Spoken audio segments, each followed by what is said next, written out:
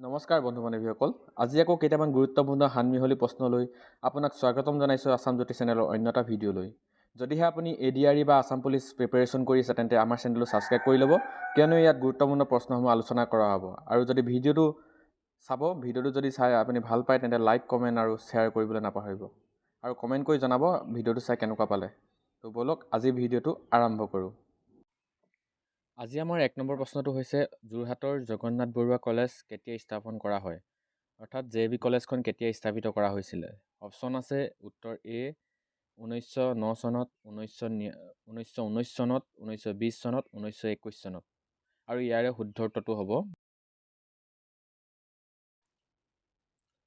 1919 চনত, option B। Jorhat Jagannath Barua college স্থাপিত কৰা হৈছিলে 1919 চনত। 2 নম্বৰ প্ৰশ্ন, কাজিৰঙা ৰাষ্ট্ৰীয় উদ্যান হিচাপে ঘোষিত কেতিয়া কৰা হয়? উত্তৰ আছে অপশ্যন A 1970 চনত, 1980 চনত, 1972 চনত আৰু 1974 চনত। ইয়াৰ শুদ্ধ উত্তৰটো হ'ব 1974 চনত। 3 নম্বৰ প্ৰশ্নটো হৈছে অসমৰ প্ৰথম কাৰ্বনমুক্ত জিলা কোনখন? অসমৰ প্ৰথম কাৰ্বনমুক্ত জিলা কোনখন?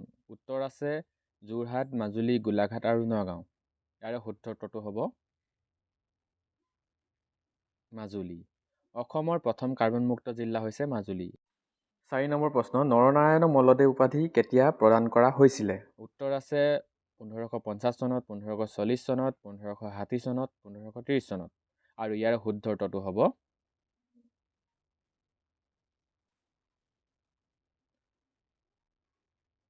1540 চনত। নৰনাৰায়ণক মল্লদেৱ উপাধি প্ৰদান কৰা হৈছিলে 1540 চনত। মনত ৰাখিব, অতিকে গুৰুত্বপূৰ্ণ প্ৰশ্ন এইকেইটা।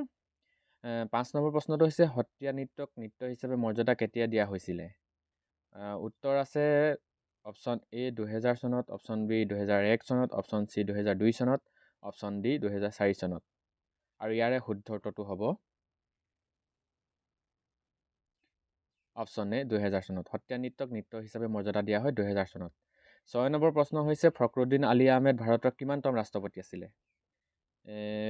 দ্বিতীয়, তৃতীয়, চতুৰ্থ আৰু পঞ্চম উত্তৰ আছে।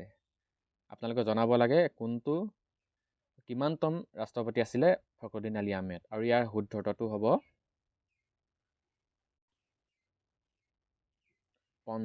পঞ্চম আছিলে। 7 নম্বৰ প্ৰশ্নটো হৈছে গোপীনাথ বৰদলৈক ভাৰত ৰত্ন বঁটা কেতিয়া প্ৰদান কৰা হৈছিলে? উত্তৰ আছে 1909 চনত, 1999 চনত, 1990 চনত, 1901 চনত। গোপীনাথ বৰদলৈক ভাৰত ৰত্ন বঁটা কেতিয়া প্ৰদান কৰা হৈছিলে? আৰু ইয়াৰ শুদ্ধ উত্তৰটো হ'ব 1999 চনত। 8 নম্বৰ প্ৰশ্ন, ব্ৰিটিছে কছাৰী ৰাজ্য কেতিয়া দখল কৰে? অপশ্যন আছে 1932 চনত, 1832 চনত, 1490 চনত আৰু 1980 চনত। আপোনালোকে এনচাৰসমূহ কমেণ্টত দিবলৈ চেষ্টা কৰিব।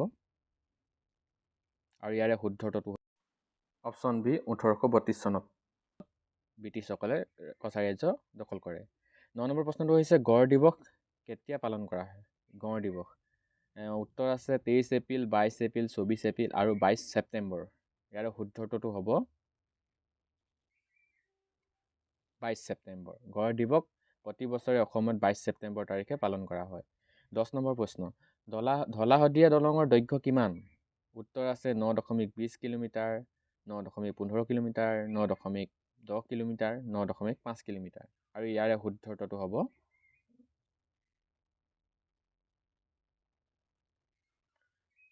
9.15 কিলোমিটাৰ। আৰু এই দলংখনক ভূপেন হাজৰিকা সেতু হিচাপেও জনা যায়। মনত ৰাখিব। 11 নম্বৰ প্ৰশ্ন, 11 নম্বৰ প্ৰশ্নটো হৈছে অসমীয়া গদ্য সাহিত্যৰ পিতৃ কাক কোৱা হয়? উত্তৰ আছে লক্ষ্মীনাথ বেজবৰুৱা, হেমচন্দ্ৰ গোস্বামী, চন্দ্ৰকুমাৰ আগৰৱালা আৰু ভট্টদেৱ। কাক কোৱা হয় গদ্য সাহিত্যৰ পিতৃ বুলি? আৰু ইয়াৰ শুদ্ধ উত্তৰটো হ'ব ভট্টদেৱ, অপশ্যন D। 12 নম্বৰ প্ৰশ্ন, অসমত প্ৰথম ৰেল লাইন কেতিয়া স্থাপন কৰা হৈছিলে? উত্তৰ আছে 1981 চনত, 1881 চনত, 1970 চনত আৰু 1990 চনত। ইয়াৰ শুদ্ধ উত্তৰটো জনাব লাগে আপোনালোকে। উত্তৰটো কি হ'ব? প্ৰথম ৰেল লাইন অসমত কেতিয়া স্থাপন কৰা হৈছিলে?